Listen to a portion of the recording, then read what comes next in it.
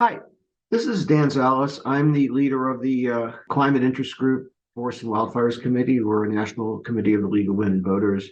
Have folks from the different states around the country, including places like Massachusetts, Florida, Colorado, Washington, California, and other states. We are a group that's very dedicated to preserving forests, and we're also dedicated to fighting wildfires when they pose threats to communities and property. Now, let's unpack that a little bit. Let's recognize that forests are a critical planetary resource for mitigating climate change. All the CO2 that's in the atmosphere has been emitted by use of fossil fuels doesn't belong there, yet it can get reabsorbed into the soil, into trees.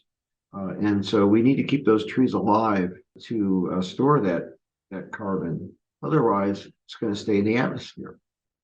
Let me share with you some scientific facts about why trees and forests are so important for our survival as a species in the wake of climate change. Older trees and forests store and sequester tremendous amounts of carbon. The rate of carbon accumulation in trees rises as trees grow older and larger. Older trees and forests can store their accumulated carbon for centuries, even dead older trees. Now let's look at some actual numbers here. High productivity, low vulnerability forests in the western US, for example, have the potential to sequester up to 5,450 teragrams of CO2 equivalent, which is another way of saying 1,485 teragrams of carbon, by 2099. This is up to 20% of the global mitigation potential previously identified for all temperate and boreal forests. By the way, CO2 equivalent is a metric measure used to compare the emissions from various greenhouse gases on the basis of their global warming potential by converting amounts of other gases to the equivalent amount of carbon dioxide with the same global warming potential. Older forests and trees help counter the biodiversity crisis. Forests and trees tend to develop structural complexity as they age, fostering biodiversity. Forest resilience and adaptive capacity increase with increasing plant species richness, helping people and natural ecosystems adapt to climate change. The habitat connectivity provided by large contiguous forest areas spanning environmental gradients maximize the potential for key processes such as gene flow and genetic adaptation to play out. Intact forests reduce the risk of flooding, erosion, and landslides. They have a positive effect on the redistribution of runoff, stabilize water table levels, and retain soil moisture by altering soil permeability. These processes interact with physiography to regulate the flow across the land surface and help stabilize slopes, prevent water and wind erosion, and regulate the transport of nutrients and settlements.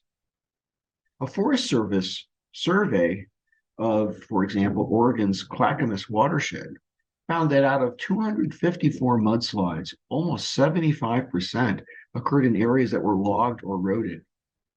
After winter storms of 1995 to 96, Forest Service found that 70% of Idaho's 422 landslides were linked to logging roads. Intact older forests protect drinking water across the U.S. Across the United States, national forests are the largest source of drinking water. Stream flow is 50% lower in a 40 to 43-year-old tree farm plantation relative to a 110-year-old forest. Summer low flow deficits persisted over 6 or more months of each year in that plantation. Analysis of 60-year records of daily stream flow from 8 paired basin experiments in the Pacific Northwest of the United States, specifically in Oregon, revealed that the conversion of old-growth forest to Douglas fir plantations had a major effect on summer stream flow. Older trees are often better able to withstand and recover from wildfires. Older trees often possess features that make them more resistant to fires than younger trees, such as thicker bark that comes with increasing age and size, and lower branch self-pruning in some species that limits fire crown spread. And these are citations and links to actual scientific papers that provide this factual information. You can find all this on our website, which I will provide a link to at the end of this presentation. Wildfires are usually started by people, in campfires, in buildings, in power lines that are down. Then they spread. Now, the question is, how many of them spread? How many of them are put out quickly? And where they spread, to what extent do they pose threats to people and property? Well, people have been moving more and more out into areas that used to be wild. So an area that would get a natural forest fire, perhaps through a lightning strike. Some of those places now have people in them, and of course those people are worried that they're going to be victims of fire. But there are things people can do to protect themselves from fire. Time-proven methods. One is to make their buildings, their homes and buildings, more resilient to fire. For example, closing vents so that embers that are being carried by wind don't get into the house and burn up the house internally.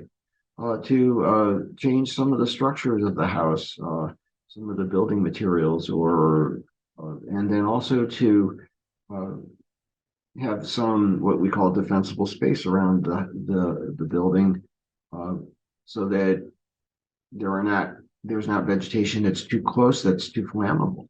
Now, some vegetation is more flammable than other forms of vegetation.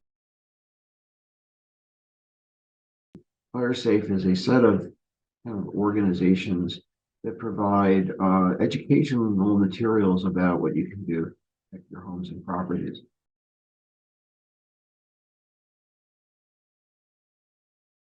Fire has been here for as long as forests have been existing on Earth.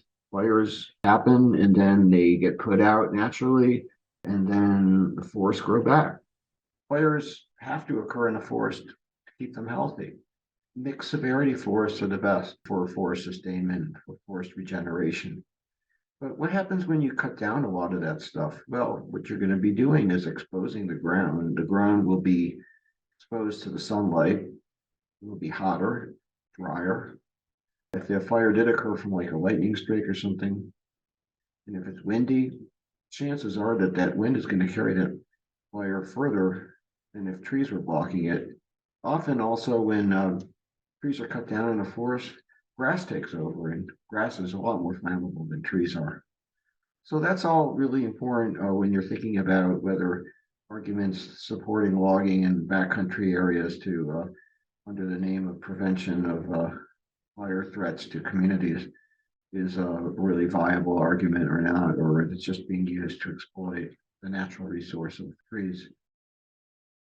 Let's also think about what happens after a fire hits a forest. Well, the forest naturally regrows. Let's think about it. So there's some trees, they've been singed. They might have some bark. It might be that their trunks have been impacted by the fire, but there might be some ground cover, some shrubbery that's gone now, that's been burned up. Well, whatever happens, some trees get destroyed. They fall to the ground. They become logs. Those logs then become places for new wildlife, for new animals and organisms to propagate. There's been too much fire suppression in the past by Forest Service, U.S. Forest Service. And that has led to a situation where the forests are more likely to burn heavier, burn more intensely than might have been the case before the Forest Service started suppressing those fires. There are interests, commercial interests, that are trying to exploit us and our fears of wildfires to support logging in backcountry areas, logging of old growth and mature trees, which are the real powerhouses of carbon sequestration for helping us fight climate change. And they want to cut these down. Well, they do because they make money from it. They will sometimes stoke fears of wildfires to say that, oh, well, we need to go in the backcountry to log these forests, not necessarily to get rid of all the trees, but just get rid of a whole bunch of them so that the forest fires won't spread as much. Well, that is something that you should be suspicious of when you hear those arguments. How many trees are actually going to be cut down? Maybe Only small groups of trees and young trees will be cut down because there's a track record of fires spreading more rapidly in these ecosystems when they are densely packed with shrubbery. There could be an argument in some cases for what we call prescribed burning of some of these forest floors, or even some small scale logging. But be suspicious of this, because often a lot more logging occurs than is needed. And the result is real decimation of forest's ability to sustain themselves. Look critically at the details of these plans so that they don't result in exploitation for commercial reasons of these forests.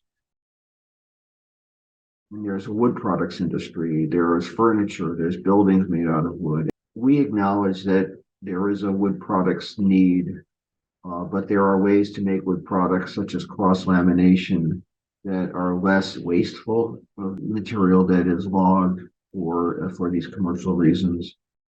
Wood biofuels, falsely labeled as a renewable resource, a renewable energy resource, because it takes a long time for a tree that is grown to take the place of a tree that's been logged for biofuel to get to the point where it's going to be supporting as much carbon storage as the tree that was eliminated, that was logged to create the biofuel. And also, biofuel is tremendously polluting of the air, uh, emitting all that CO2 back up into the atmosphere through the burning of it. So be suspicious of that kind of that use. There's been a lot of that in the Southeast, and it's spreading west. More and more commercial pressures to ratchet up biofuel production and send it overseas to countries, other countries that are using biofuel. Want to learn more about why biofuel production is a bad idea? Then pause this video and save these resources.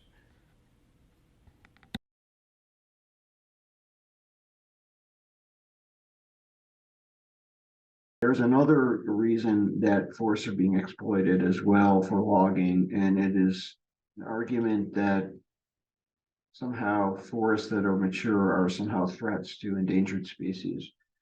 These arguments are being used to support big logging projects in states like Vermont. A lot of these in the East. These states are less worried about wildfires than Western states. So the arguments used to support logging are mainly around wildfire in the West.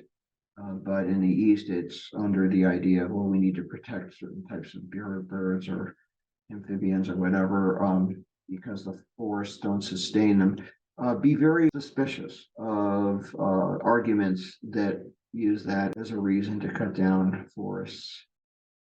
Want to learn more about why the argument that we need to replace mature old growth forests with young forests to save some animal species is spurious? Then pause the video to save these resources.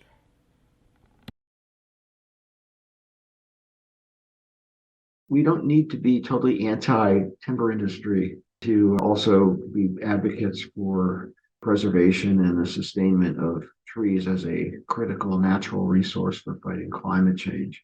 Trees can be grown on tree farms, otherwise known as plantations, and they can be grown in a way that allows the grown forest to mature and be as productive for capturing carbon as possible. And then when they're cut down, there can be a replantation to maintain the diverse biodiversity in that tree farm area.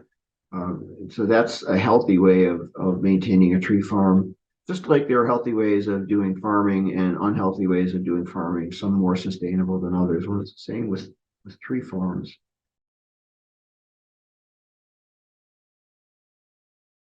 What we do not want to do is support logging in backcountry areas. That's really bad. It's not necessary. Forest fires are going to happen anyway. Even if you argued that if you did massive logging of a backcountry area, and that a town, for example, was like 50 miles away or something like that, chances of you really preventing that fire being spread to that community very slim, because there are any number of pathways fire can take depending on temperature or on wind. You should advocate for the money being spent helping people build defensible spaces and hardening their homes and buildings instead. So much better use of money for helping people protect themselves from fires. Want to learn more about why logging of mature forests in backcountry areas is not going to help lessen wildfire risks to people and property? Then pause the video to save these resources.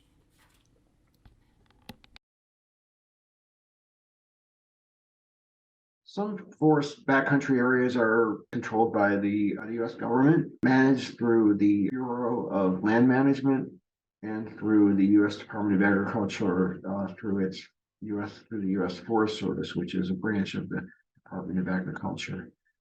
These agencies have had long relationships with commercial interests that want to exploit forests for commercial reasons, but also they have a mission to protect them. So it is that mission to protect, but at the same time exploit, that causes the Forest Service to sometimes make policies that are actually come off being contradictory, and try to rationalize their policies under the false premises of saying that, well, we need to do logging to save the forests. That's a way for them to solve their mission of protecting the forest at the same time to solve their mission of exploiting the forest for commercial uses. And they have contracts with timber companies where the timber companies pay them to go out and do the logging. There are also state governments that have forest preserves that they control with similar mandates, similar missions. And then there is a lot of land that's owned by private interests. Some of those private interests are logging companies that own tree farms, or otherwise known as tree plantations. Many forest fires start on private land. Very few start on public land. The political situation in the United States is that President Biden ordered that old growth and mature forests be protected for the sake of climate change. But the trick is to define old growth and mature forests in ways that then are clear enough for rules to be created for the U.S. Forest Service and the Bureau of Land Management to live by in their policies for truly protecting these. There's all kinds of ways in which one can say that one is protecting a forest or a tree or set of trees and do bad things in the name of so-called protection. That's why the rulemaking and the definition of what an old growth and mature tree is really critical. And this is going on right now as we speak, right now in 2023. There are a lot of interest groups, such as the Climate Forest Campaign, a national group of grassroots individuals and organizations who are supporting rulemaking by these federal agencies for truly protecting forests. These fights are going on in states as well. There are a lot of resources on our website for our team. I would encourage you to look at those. There's a paper that our team prepared, about a 10-pager, that says what you can do as a local leaguer for advocating for healthy forests and for prevention of threats of wildfires to people and property. And there's lots of resources that are linked in that article. And feel free to reach out to join our committee as well. We meet once a month and we discuss these issues and share what's going on. And we look at national and state by state legislation and policies critically with a mind of educating the public. Finally, here are links to our website and a direct link to the paper I mentioned earlier that overviews the issues that I discussed in this video. Thank you and have a nice day.